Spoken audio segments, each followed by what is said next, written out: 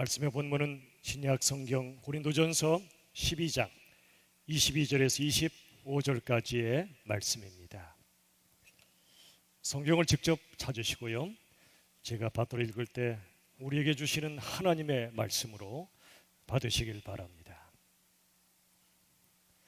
그뿐 아니라 더 약하게 보이는 몸의 지체가 도리어 요긴하고 우리가 몸에 덜 귀히 여기는 그것들을 더욱 귀한 것들로 입혀주며 우리의 아름답지 못한 지체는 더욱 아름다운 것을 얻느니라. 그런즉 우리의 아름다운 지체는 그럴 필요가 없느니라. 오직 하나님이 몸을 고르게 하여 부족한 지체에게 귀중함을 더하사 몸 가운데서 분쟁이 없고 오직 여러 지체가 서로 같이 돌보게 하셨느니라. 아멘. 우리 기본 회복 시리즈 29번째 시간, 오늘은 약함의 회복이라는 제목의 메시지를 전하겠습니다. 여러분, 정말 힘이 필요한 이 시대에, 우리가 힘을 내야 될 이 시대에 왜 우리가 약함을 회복해야 할까요? 모든 사람의 마음 속에 숨어 있는 것이 있습니다. 그건 바로 약함에 대한 두려움이지요. 신체적인 약함, 경제적인 약함, 사회적인 약함을 두려워합니다. 남들에게 내 약함을 드러내 보여주고 싶지가 않습니다. 부끄럽습니다. 그래서 어떻게든 강해지려고 합니다. 그런데 여러분, 세상의 수많은 문제들을 잘 보면 약함보다는 강함 때문에 발생합니다. 부부간이든 부모 자식 간이든 모든 인간관계에서 생기는 문제는 강함 때문입니다. 이 땅의 수많은 공동체도 분쟁이 일어나는 이유는 인간의 강함, 우리의 자아가 강하기 때문에 생기는 것입니다. 그러므로 모든 문제가 해결되는 것도 강함보다 약함을 회복할 때 이루어집니다. 오늘 4가지의 메시지를 같이 나누겠습니다. 첫 번째는 이것입니다. 우리 다 함께 고백하겠습니다. 시작. 약함은 구원의 통로이다. 강함이 또 힘이 구원의 통로일 것 같은데 어찌하여 약함이 구원의 통로란 말입니까? 본문 고린도전서 12장 22절 말씀 다 같이 읽겠습니다. 시작. 그뿐 아니라 더 약하게 보이는 몸의 지체가 도리어 요긴하고, 누구나 요긴한 존재가 되길 원하는데 이 말씀 보시면 더 약하게 보이는 몸의 지체가 도리어 요긴하게 쓰여진다는 것입니다. 약함이 도리어 더 소중하게 쓰여진다는 것입니다. 여러분, 요한복음 4장에 보면 예수님께서 사마리아 우물가에서 한 여인을 만나셨습니다. 여인은 사람들에게 멸시받고 그래서 상처가 깊었던 연약한 여인이었습니다. 그런데 예수님께서는 이 여인에게 다가가 물을 달라고 말씀하셨습니다. 왜 그러셨을까요? 예수님 자신이 생수의 근원 되시는 분인데 왜 이 여인에게 물을 달라고 하셨을까요? 그것은 예수님께서 강한 자의 모습이 아니라 약한 자의 모습으로 다가가신 것입니다. 여인이 한없이 약한 여인인데 예수님이 강한 모습으로 가시면 여인은 마음을 닫아버릴 것입니다. 그러나 예수님은 그의 약함 속으로 함께 들어가신 것입니다. 그래서 목마른 인간의 모습으로 물을 달라고 요청했던 것입니다. 그리고 이 여인은 예수님이야말로 영원히 목마르지 않는 생수이심을 깨닫습니다. 예수님이 메시아 그리스도이심을 깨닫습니다. 드디어 예수님이 구원자이심을 그는 전파하기 시작했습니다. 자신의 약함이 두려워서 수많은 사람들로부터 피해서 살았던 이 여인이 이제는 집집마다 다니며 문을 두드리며 와보시오, 여기에 드디어 메시아가 오셨음을 전파했습니다. 더 이상 자신의 약함 부끄럽지 않습니다. 문제가 되지 않습니다. 예수 그리스도가 이 땅에 오셨다는 놀라운 소식을 그는 담대히 전했습니다. 예수님께서는 결국 가장 약한 자의 모습으로 십자가에 죽으셨습니다. 그 약한 모습으로 인류를 구원하셨습니다. 그 당시에 세계를 지배하던 나라는 로마 제국입니다. 제국은 힘의 나라입니다. 그러나 예수님은 황제보다 더 큰 힘으로 로마를 무너뜨리지 않았습니다. 오히려 가장 약한 자의 모습으로 십자가의 죽으심으로 인류를 구원하셨습니다. 로마서 5장 5절 6절 보십시오. 우리 같이 읽겠습니다. 시작. 하나님의 사랑이 우리 마음에 부은 바 되미니 우리가 아직 연약할 때에 그리스도께서 경건하지 않은 자를 위하여 죽으셨도다. 이 말씀 보십시오. 하나님의 사랑이 우리 마음에 부은 바 되었습니다. 부어졌습니다. 누구에게 부어졌습니까? 우리가 아직 연약할 때입니다. 지극히 연약한 인생들, 지극히 죄악된 인생들에게 하나님의 사랑이 부어졌습니다. 그 다음 이 말씀 마지막에 보시면 하나님의 사랑이 어떻게 부어졌습니까? 그리스도께서 경건하지 않은 자를 위하여 죽으셨다고 말씀합니다. 죽음은 가장 약한 모습이죠. 예수님이 연약한 자를 위하여 한없는 사랑을 부어주시되 십자가에 죽으시는 가장 약한 모습으로 우리를 구원하셨다는 사실입니다. 이게 바로 복음의 신비입니다. 복음의 놀라운 역설입니다. 하나님께서는 약한 이들의 마음속에 한없는 사랑을 부어주시되 가장 약한 자의 모습으로 부어주셨다는 사실입니다. 이 사랑, 연약한 자를 위해 죽으시는 주님의 사랑을 발견할 때 우리도 연약한 사람을 구원하기 위하여 기꺼이 약해질 수 있고 기꺼이 죽을 수 있는 구원의 통로가 될 수 있는 것입니다. 약함이 바로 구원의 통로입니다. 두 번째, 우리 같이 읽겠습니다. 시작. 약함은 성숙의 통로이다. 첫 번째가 약함이 구원의 통로였다면 구원받은 후에는 성숙의 통로 역시 약함이란 말입니다. 어떻게 이게 가능할까요? 프랑스에 라르쉬 공동체라고 있습니다. 장 바니에라는 사람이 이끄는 장애인 공동체입니다. 이 땅에서 참으로 약한 사람들의 공동체죠. 라르쉬란 말은 프랑스어로 방주란 말입니다. 인생의 홍수를 만난 약한 자들에게 구원의 방주 역할을 하는 그런 공동체가 이 라르쉬입니다. 장 바니에는 장애인들을 섬겼다고 말하지 않습니다. 오히려 그 장애인들을 통해 너무나 많은 선물을 받았다고 고백합니다. 장애인들 속에 살아계신 예수님을 볼 수 있었고 예수님의 사랑의 신비를 그들을 통해 볼 수 있었기에 그는 오히려 장애인들을 통해 풍성한 선물을 받았다고 말씀합니다. 그렇습니다. 여러분, 가장 소중한 선물은 강함이 아니라 약함 속에 뿌리 내리고 있는 것입니다. 가장 연약한 이들을 섬기면 그들로부터 놀라운 영적인 공급을 받게 됩니다. 그 연약함 뒤에 숨어있는 하나님의 빛과 예수님의 아름다움을 발견하게 되는 것입니다. 장바니에가 아주 중요한 모임에 간 적이 있었습니다. 그 자리에 종교적인 권력자, 정치적인 영향도 미쳤던 한 권력자를 만났습니다. 그에게 함께 데리고 갔던 이 공동체의 연약한 장애인, 아주 어린 장애인을 품에 안겨주었습니다. 그러자 이 권력자는 이 장애자를 엉겹결에 품에 안고 어쩔 줄을 몰라 있습니다. 그런데 놀라운 일이 벌어졌습니다. 그 권력자의 마음속에 이전엔 경험해보지 못했던 무언가가 막 밀려오는 것입니다. 그리고 시간이 조금 지나서 그 권력자의 품에서 그 장애자를 이제 데려오려고 했더니 그 권력자를 사람들이 보고 깜짝 놀랐습니다.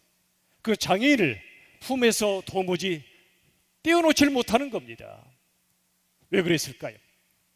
이 권력자가 장애자를 품었을 때 자신 속에 숨어있던 마음의 장벽을 발견한 것입니다. 나는 비장애자, 이 사람은 장애자. 그동안 이렇게 구분했던 마음의 장벽을 발견했고 자신의 강팍한 마음을 깨닫게 된 것입니다. 그동안 자신의 약함은 부끄러워했고 타인의 약함은 무시했던 자신의 영적 실상을 보게 된 것입니다. 연약하고 상처 입었던 장애자가 그 권력자의 진짜 연약함과 그 상처를 치유하기 시작했습니다. 그동안 강한 것만 사랑했던 가짜 사랑을 내려놓고 약한 것을 사랑할 줄 아는 진짜 사랑을 배우기 시작한 것입니다. 사람을 껍데기로 보지 않고 그 존재 자체로 보게 된 것입니다.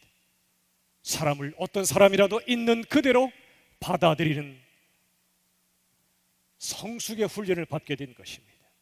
여러분, 이처럼 약함이 영적인 성숙의 통로가 되어주는 것입니다. 장바니에가 이렇게 고백합니다. 나는 지금 배우고 있습니다. 빈자 대학에서 배우고 있습니다. 가난한 사람들의 대학, 즉 약자 대학교에서 저는 배우고 있습니다. 이 말을 어디서 했냐면 온 세계 수재들이 모인다는 하버드 대학교 학생들 앞에서 이 말을 했습니다. 하버드의 학생들은 대다수가 부자를 꿈꾸고 이 세상에 강자를 꿈꾸는 사람들인데 그들에게 말합니다. 여러분들은 이 학교에서 배우지만 나는 약자 대학, 빈자 대학에서 진정한 진리를, 진정한 사랑을 배우고 있습니다 라고 고백합니다. 왜 그럴까요? 왜 그런 고백을 할 수 있을까요? 상처가 많고 연약한 이들이야말로 오히려 하나님께 가까이 있기 때문에 그렇습니다. 이 세상에서 모든 걸 가지고 상처를 줄지언정 상처를 받지 않는 자들, 모든 힘을 가져서 연약함이라고는 상상할 수 없는 자들은 하나님 없이도 내 힘으로 얼마든지 살 수 있기 때문에 그들은 하나님 앞에 목마르고 줄인 마음이 없습니다. 그래서 그들은 하나님으로부터 멀리 떨어져 있습니다. 그러나 상처받고 연약한 이들, 그래서 가난한 마음으로 하나님의 사랑에 줄이고 목마른 사람들은 하나님이 더 가까이 가십니다. 하나님은 상한 심령을 사랑하신다고 말씀합니다. 인생에서 고난 많고 상처받은 이들이 우리 주님을 사모할 때 그 상한 심령을 주님은 가까이 하신다고 말씀하여 주십니다. 저와 여러분은 강해서 하나님으로부터 멀리 떨어져 있지는 않습니까? 아니면 우리들은 약하여 하나님께 더 가까이 다가가고 있습니까? 여러분, 보잘것이 없어 보이는 분들이 오히려 사랑과 생명의 원천이 됩니다.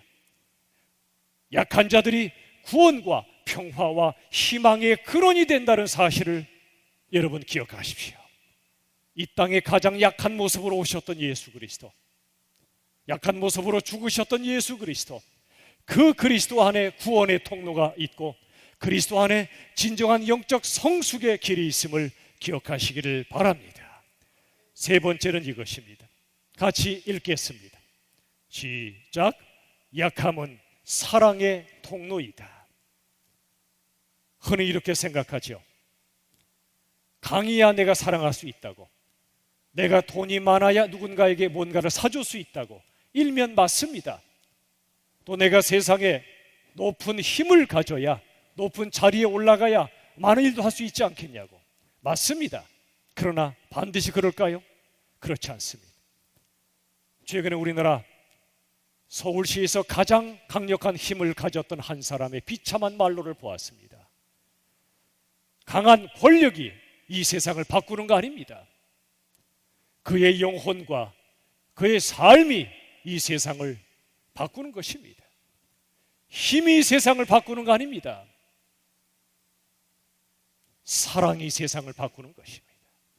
세상은 힘으로 돌아가지 않습니다. 세상은 사랑으로 돌아가는 것입니다. 힘은 강합니다. 사랑은 약한 자의 모습이지요. 자식을 사랑하는 부모 얼마나 약합니까? 벌벌 떱니다. 그러나 그게 바로 사랑입니다. 그런데 우리가 누군가를 사랑한다는 것 어려운 일입니다. 누군가와 함께 산다는 것 참으로 힘든 일입니다. 가정이든 교회든 세상은 말할 것도 없습니다.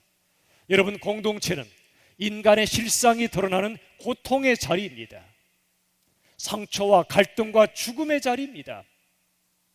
하지만 공동체는 내 자아가 죽는, 내 자아가 십자가에 못 박히는 훈련의 자리입니다. 특별히 사랑을 훈련하는 자리가 바로 공동체입니다. 젊은 가정들, 특별히 우리 신혼부부들을 보면 너무나 좋아하지요. 사랑하니까 결혼합니다. 그런데 실은 진짜 사랑을 배우기 위하여 결혼하는 것입니다. 교회도 마찬가지입니다. 천사들의 공동체가 아닙니다. 저나 여러분 모두가 지극히 연약한 죄인들이 모인 곳이 교회입니다. 공동체를 이루면 상처를 주고받습니다. 그게 우리의 실상이요 현실입니다. 그런데 공동체가 영광스러운 것은 우리 예수님이 함께 하시고 예수님 안에서 영적으로 훈련받는 자리이기 때문에 그렇습니다. 여러분, 공동체를 사랑하십니까? 아니면 형제를 사랑하십니까? 본회포의 말 한번 보겠습니다. 본회포는 히틀러에게 영적으로 항거하며 순교했던 믿음의 사람이었습니다. 자, 그가 했던 말을 같이 한번 읽어보죠. 시작. 공동체를 사랑하는 자는 공동체를 죽이고 형제를 사랑하는 사람은 공동체를 살린다. 무슨 말입니까? 공동체를 사랑하지 말란 얘기입니까? 아닙니다. 사랑하셔야 됩니다. 그런데 공동체를 사랑하는 자가 공동체를 죽일 수 있다는 것입니다. 무슨 말입니까? 히틀러 당시가 바로 나치가 지배했던 당시입니다. 히틀러의 나치즘, 이건 나치오날리즘, 영어로 내셔널리즘, 국가주의란 말입니다. 국가를 위하여 유태인도 죽일 수 있고 국가를 살리기 위하여 국민을 죽일 수 있다는 것이 바로 무서운 잔악한 나치즘입니다. 우리나라는 그런 나치즘은 없었지만 지나온 수많은 정권들을 바라볼 때 국가를 지킨다는 명분으로 국민을 죽였던 일이 얼마나 많았는지 모릅니다. 국민이 곧 국가인데 국가를 지킨다고 국민을 죽여요? 있을 수 없는 일입니다. 지나온 수많은 정권들이 그런 일을 자행했습니다. 공동체를 사랑하는 자는 공동체를 죽일 수 있습니다. 국가라는 공동체를 국민보다 더 사랑하는 자는 국가를 지킨다는 이름으로 국민을 죽일 수 있습니다. 교회도 마찬가지입니다. 교회라는 조직을 사랑하지 마십시오. 교회는 조직이 아닙니다. 단체가 아닙니다.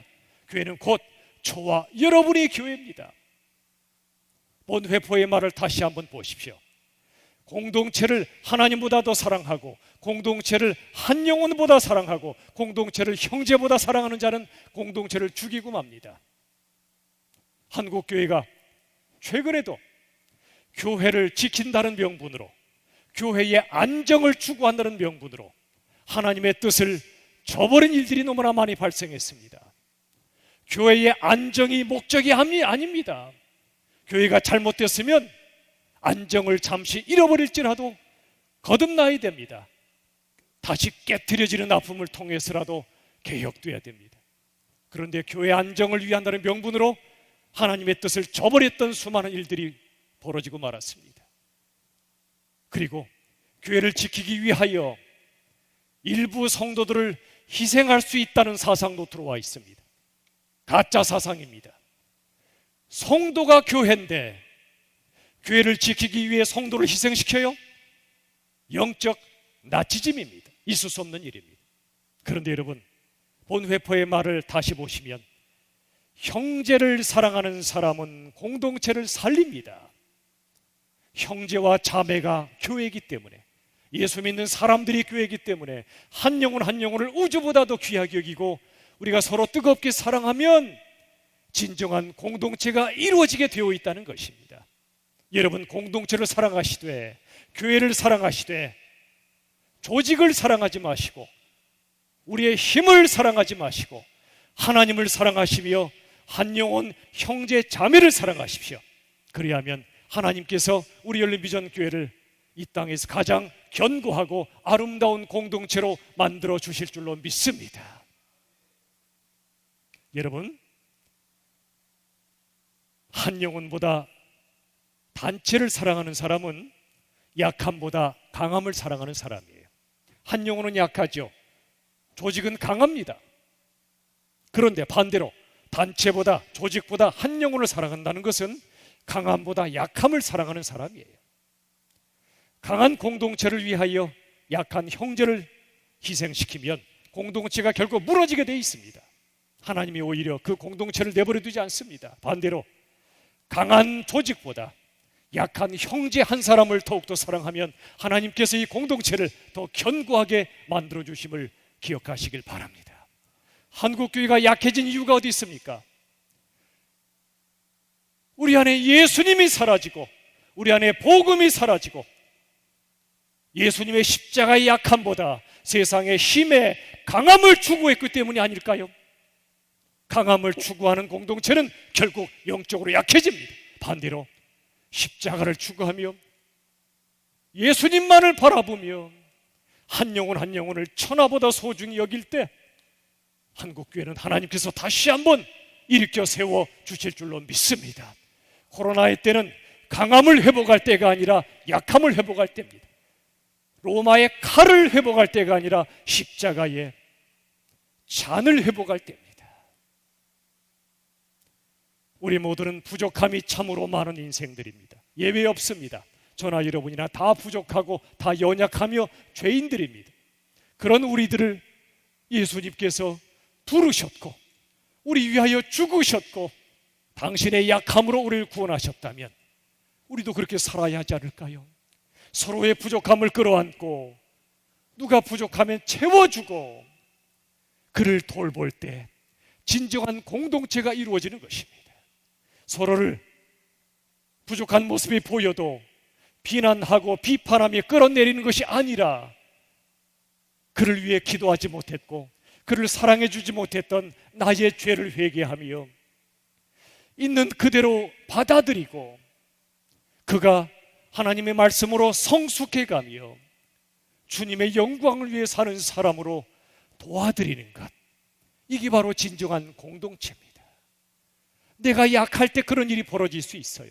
내가 강해서 내 안의 율법으로 내 안의 말씀의 잣대로 누군가를 판단하고 정죄하고 분쟁이 일어나면 그 공동체는 무너지고 맙니다. 수많은 한국 교회들이 바로 이것 때문에 어려웠던 것입니다. 그러나 반대로 예수님을 닮은 사람들은 예수와 함께 십자가에 내 강한 자아가 죽어버렸기 때문에 더 이상 내 자아로 내 자존심으로 사람을 대하지 않습니다.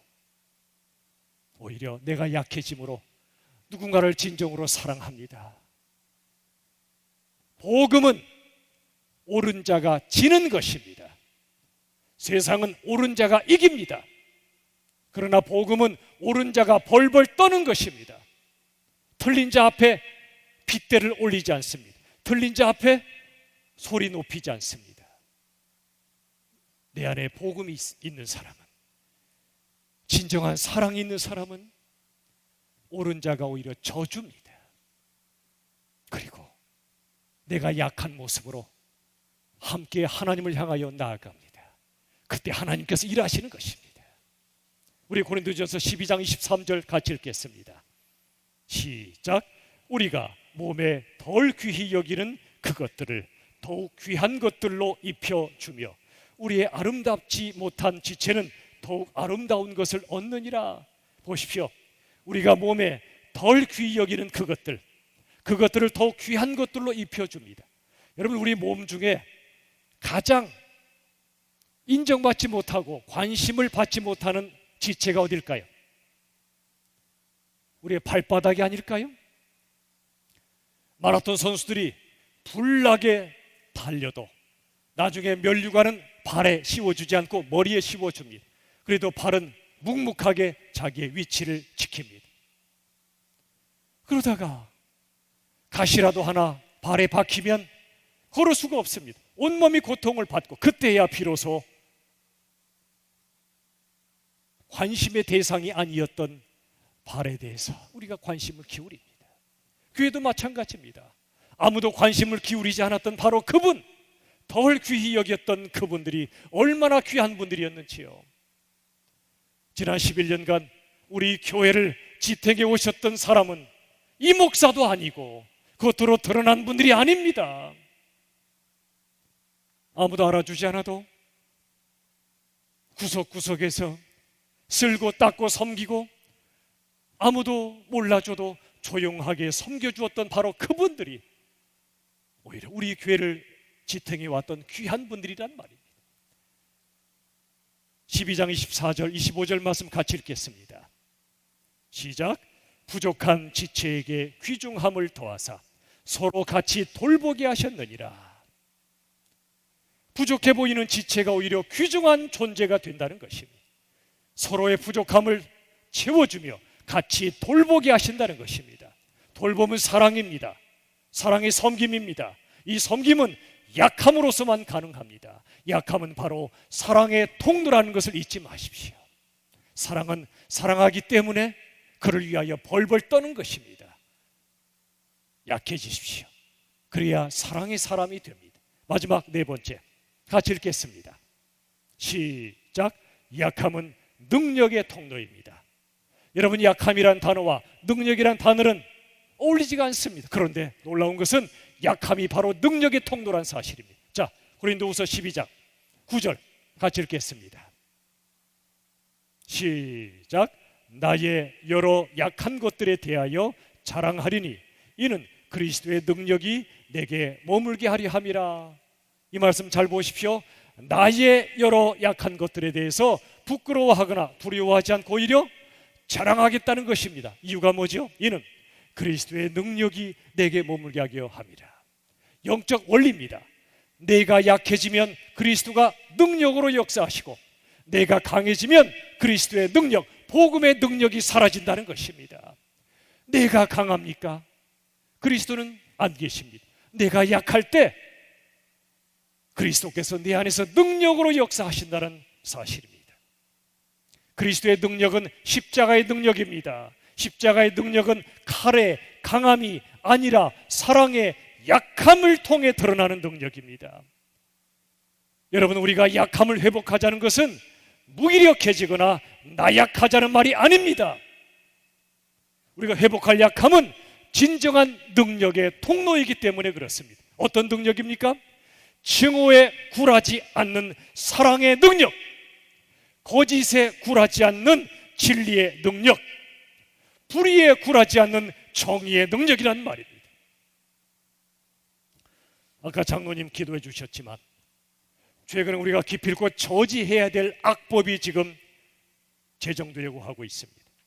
포괄적 차별금지법입니다. 여러분, 차별을 금지하는 게 왜 나쁜가? 이런 생각이 드시죠? 맞습니다. 차별은 금지해야 됩니다. 어떤 이유로도 인간의 존엄성을 차별해서는 안 됩니다. 그런데 함정이 있습니다. 이 포괄적 차별금지법 속에는 동성애 차별금지법이 포함되어 있습니다. 이렇게 말합니다. 인간의 성에는 남성이 있고 여성이 있고 또 하나가 있다. 그것은 뭐냐? 분류할 수 없는 성이 있다. 남성, 여성으로 분류할 수 없는 성이 있다는 겁니다. 기가 막힌 말입니다. 하나님의 창조 질서를 정면으로 거스르는 말입니다. 하나님께서는 말씀하시기를 남성과 여성으로 창조하셨고 그 이외에는 없습니다. 내가 남성이거나 여성인 것은 하나님이 정해주시는 것입니다. 내가 선택할 수 없습니다. 내가 내 성을 결정하겠다는 것은 바로 선악과를 따먹겠다는 겁니다. 내가 하나님 위치에 올라가겠다는 겁니다. 그게 바로 바벨탑을 쌓는 인간의 모습이죠. 여러분, 평등과 인권, 이건 귀한 것입니다. 왜죠? 하나님께서 우리들을 하나님의 형상으로 지으셨고 하나님이 주신 존엄성이 우리에게 있기 때문에 우리들은 어떤 이유로도 사람을 차별하면 안 돼요. 동성애자가 교회에 와도 우리들은 끌어안아야 됩니다. 그러나 동성애 자체는 결코 하나님의 뜻이 아닙니다. 그러므로 남성과 여성 이외에 분류할 수 없는 또 다른 성인 없다는 사실입니다. 여러분, 이 법의 함정은 만약 교회가 또는 목사가 동성애가 하나님의 뜻이 아니라고 하면 그것은 불법이 됩니다. 처벌이 두려워서가 아닙니다. 만약 앞으로 제가 이 말씀을 전해서 처벌된다면 기꺼이 처벌받겠습니다. 하나님의 말씀을 증거하다가 처벌받는 것은 영광이기 때문에 그렇습니다. 여러분, 평등과 인권의 이름으로 하나님의 진리가 무너져서는 안 됩니다. 사람이 자기의 성을 자유롭게 선택할 권리가 있다? 이건 사탄의 거짓말입니다. 속삭임입니다. 하나님의 위치에 올라가겠다는 것입니다. 생각해 보십시오. 내가 내 마음대로 남성과 여성을 선택할 수 있다면 내가 여성이 되어서 남자였던 사람도 얼마든지 여성들의 구역에, 금남지역에 들어갈 수 있습니다. 어디가 됐든 말이죠. 그리고 내가 내 성을 자유롭게 결정할 수 있다면 이 세상의 모든 가정의 아름다운 질서도 무너지고 말 것입니다. 남자와 남자가 결혼하고 여자와 여자가 결혼할 때 아이는 생물학적으로 태어날 수 없습니다.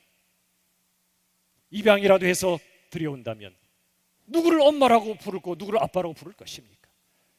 하나님이 주신 아름다운 영적 질서가 무너집니다. 건전한 도덕적 질서도 파괴됩니다. 그게 인권을 지키는 것입니까? 아닙니다. 우리의 영혼이 파괴되고 말 것입니다. 기억하십시오. 포괄적 사회, 포괄적인 차별금지법은 악법이라는 사실을 잊지 마십시오. 이번에 여러분들에게 문자로 보내드렸죠. 우리가 이 법을 저지하도록 저도 함께 참여했고 참여하신 분도 계실 줄 압니다.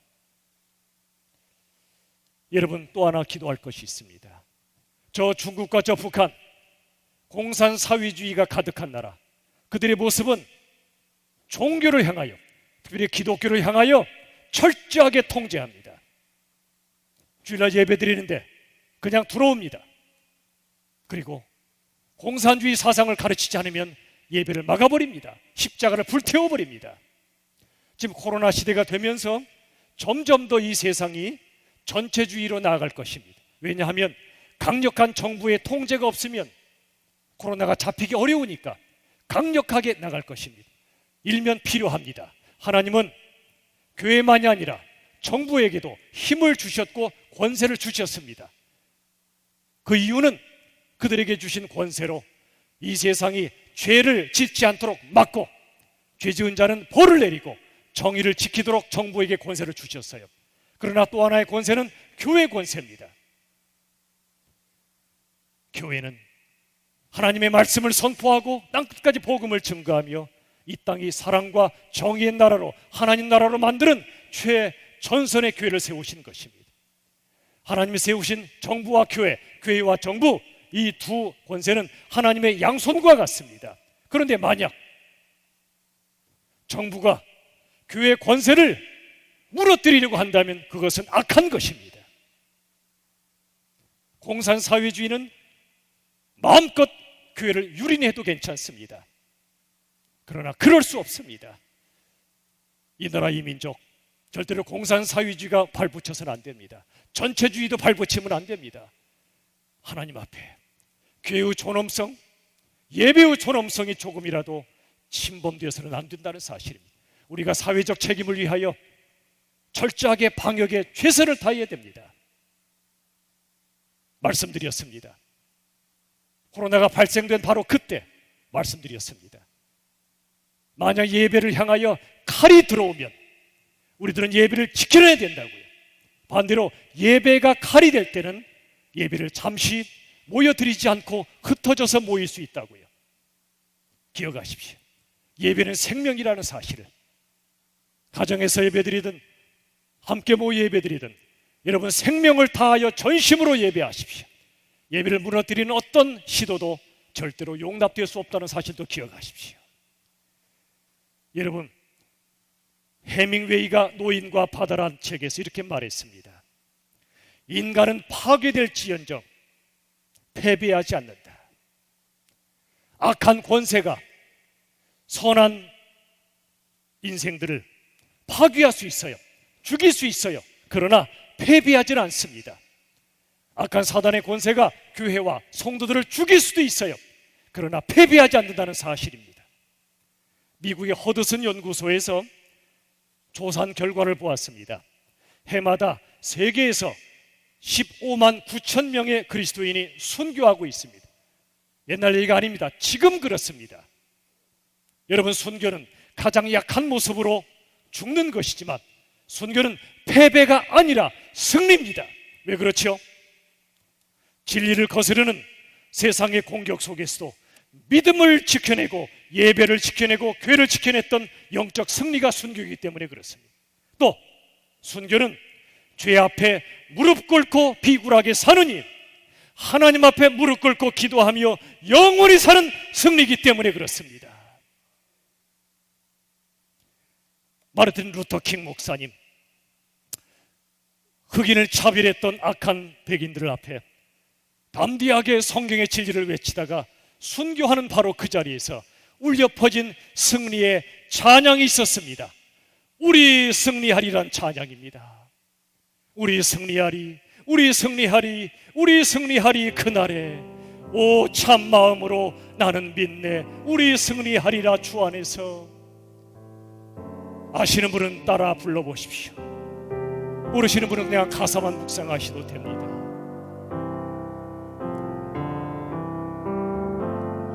우리 승리하리, 우리 승리하리, 우리 승리하리 그날에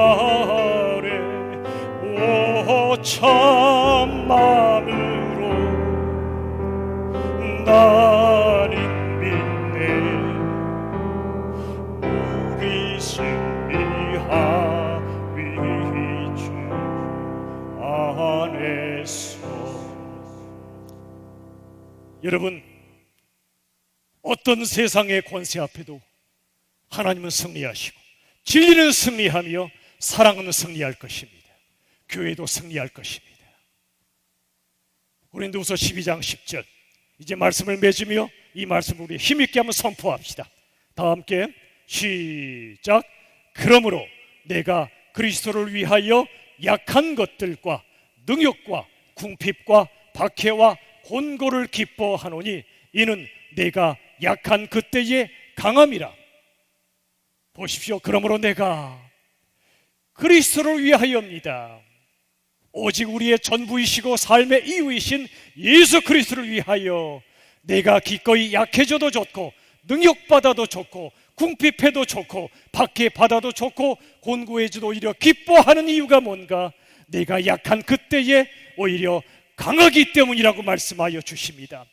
오늘 저와 여러분이 이 코로나 어려운 때에 약함이 구원의 통로이며 약함이 성숙의 통로이며 약함이 사랑의 통로이며 결국 약함이 진정한 능력의 통로임을 기억하시고 오직 예수 그리스도 안에서 기꺼이 사랑하고 복음을 전하기 위해 약해지십시오. 기꺼이 약해지십시오. 그리하여 주시는 복음의 능력으로, 예수님의 능력으로 모든 세상의 악함을, 코로나의 권세를 이기고 승리하는 우리 모두가 될 수 있기를 우리 주 예수 그리스도 이름으로 축원합니다.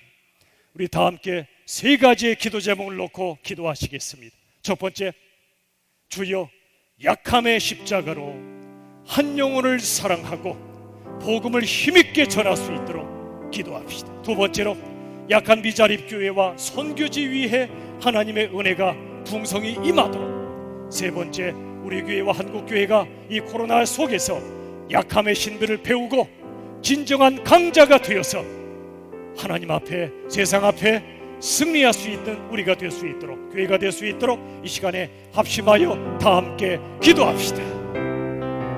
아버지 하나님, 긍휼을 베풀어 인도하여 주시옵소서. 오 살아계신 아버지 하나님, 긍휼을 베풀어 주옵소서. 역사하여 주시옵소서. 아버지여